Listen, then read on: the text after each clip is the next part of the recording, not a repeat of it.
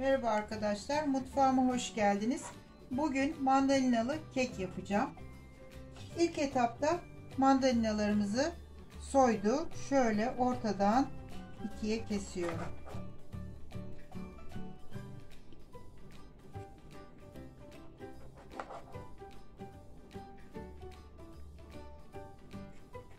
Mandalina zamanı geçmeden hemen girelim.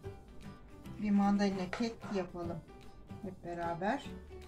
Çok nefis bir kek oluyor.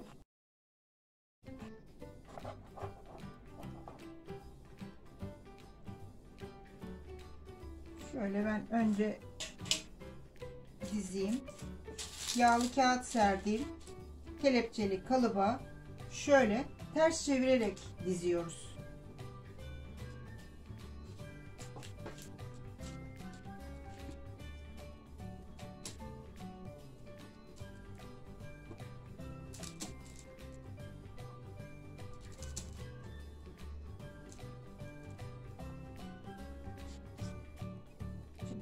Çıkaralım.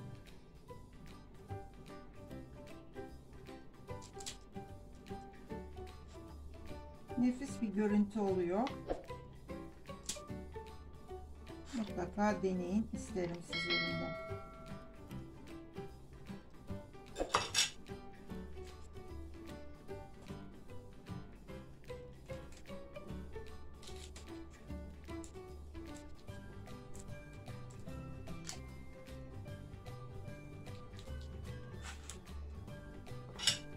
Şu ufakları da bahçe mandalinaları vardı.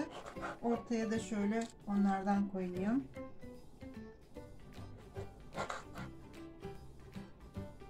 Şimdi mandalinaların üzerine bir yemek kaşığı toz şekeri şöyle üstünden serpiştiriyorum.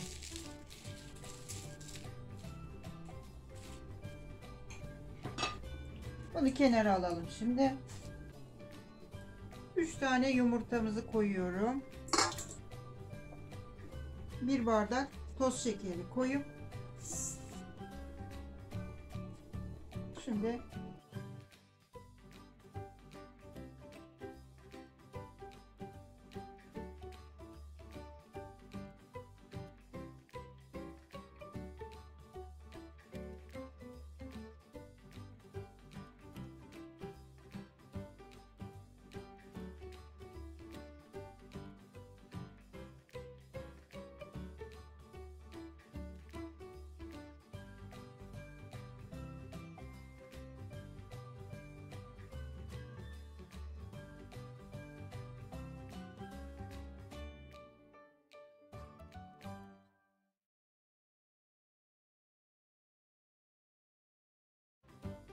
evet. Evet, beyazlaşana kadar çırptık. Şimdi içine 1 su bardağı süt, yarım su bardağı sıvı yağ, 2,5 su bardağı un,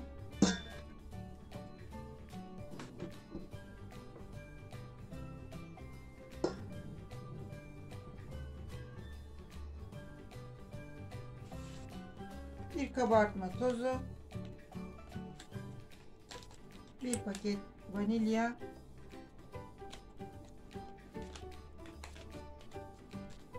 şimdi tekrar çırpacağız.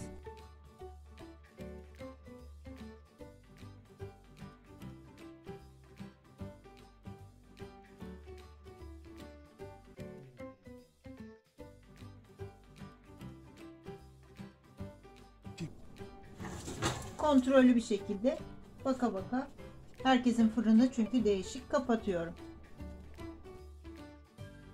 Arkadaşlar kekimiz pişti. Şöyle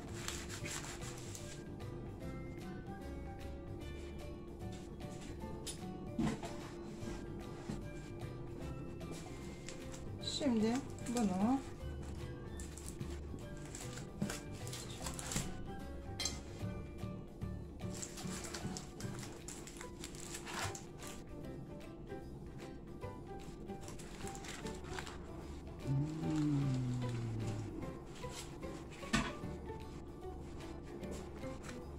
Kağıdını şöyle kaldırıyoruz.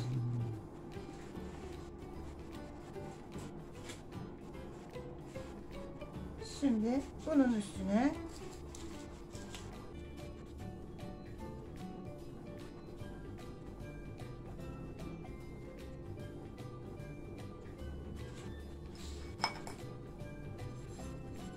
evet arkadaşlar, muhakkak deneyin derim. Çok güzel oldu.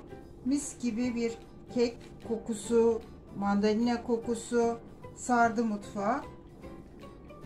Herkese kolay gelsin. Kanalıma abone olmayı, beğenilerinizi, yorumlarınızı bekliyorum. Herkese kolay gelsin. Şimdiden afiyet olsun.